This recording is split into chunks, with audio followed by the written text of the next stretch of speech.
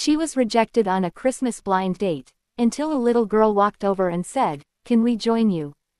Hook. It was Christmas Eve. The restaurant was glowing with warm lights, soft holiday music drifting through the air. Everyone around her was laughing, clinking glasses, wrapped up in someone they loved. But Sarah sat alone at a table for two, checking her phone, watching the door, trying to hold her smile together. He wasn't coming. After 45 minutes of waiting, she finally knew it. She had been stood up. On Christmas Eve, in front of everyone, she tried to wave it off. She told herself it didn't matter. But when the hostess walked over with that look, that soft, pitying look, and asked if she'd like to change to a smaller table, Sarah felt the sting go all the way down to her bones. She blinked back tears, stared at the breadbasket, and quietly asked for the check. That's when she heard the small voice. "Excuse me, can we join you?" Channel invite. Before we go any further, if stories like this move you, if you believe in the quiet power of human kindness, then you're in the right place.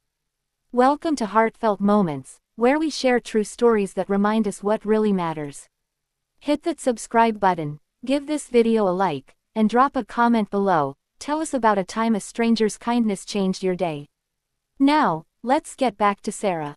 Main story. Sarah looked up from her purse.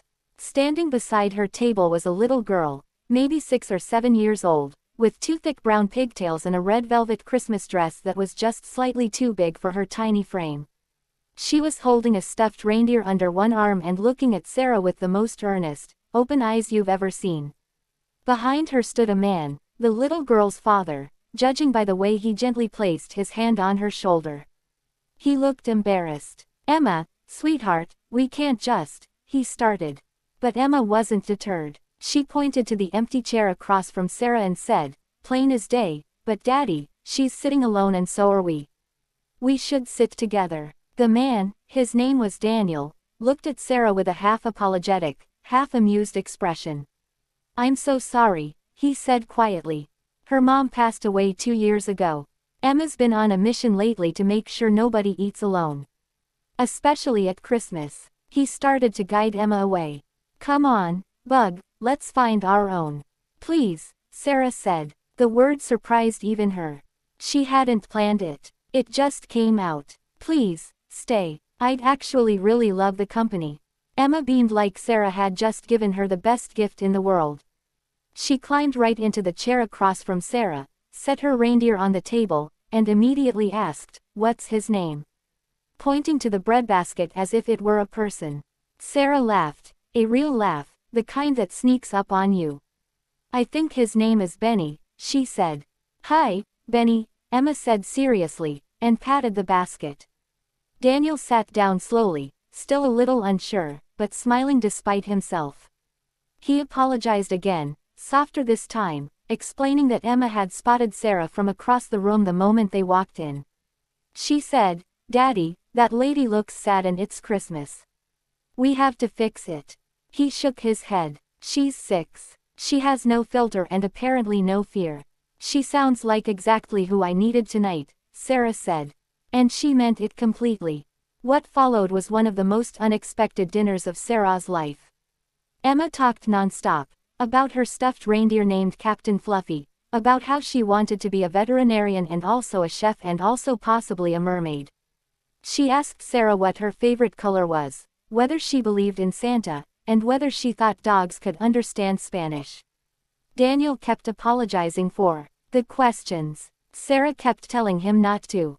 Somewhere between the soup and the main course, Daniel mentioned that this was the first Christmas he and Emma had gone out to a restaurant. Every year before, his wife, Claire, had cooked a big meal at home. This year, he'd decided they needed a new memory instead of an empty chair at their kitchen table. His voice caught slightly when he said it, and he looked down at his plate. Sarah didn't say anything profound. She didn't try to fix it. She just said, "I think Claire would be really proud of both of you." Daniel nodded slowly, pressing his lips together. Emma reached across the table and patted her father's hand, like she'd done it 1,000 times, like it was the most natural thing in the world. By the time dessert arrived, The three of them were sharing a slice of chocolate lava cake and arguing cheerfully about whether peppermint ice cream was good or an absolute crime, as Emma put it. The restaurant had filled up and then slowly emptied again. Neither of them had noticed. When they finally said goodbye on the sidewalk outside, the snow had started to fall in big, lazy flakes. Emma threw her arms around Sarah's waist without warning and hugged her tight. "Merry Christmas," she said into Sarah's coat. "I hope you're not sad anymore." Sarah hugged her back. "I'm not," she said. "I really am not." She walked to her car alone, but she didn't feel alone. Not even a little bit. Closing. Here's what that night taught Sarah, and what it can teach all of us. Kindness doesn't always look like a grand gesture. Sometimes it's a 6-year-old girl in a too big red dress asking a stranger if she can share a table. Sometimes it's saying yes when every instinct tells you to keep your guard up. Sometimes it's just choosing not to let someone sit alone in the cold while the rest of the world celebrates around them. Emma didn't fix Sarah's broken evening. She transformed it into something far better than the original plan ever could have been. And she did it with nothing more than a little courage, a stuffed reindeer named Captain Fluffy, and an open heart. This Christmas, and every day after, be a little more like Emma. Look around. Notice who's sitting alone. Say something. Show up. You have no idea how much it might mean. Because kindness is never wasted. It always finds its way home. End of script. Approximately 1,000 words.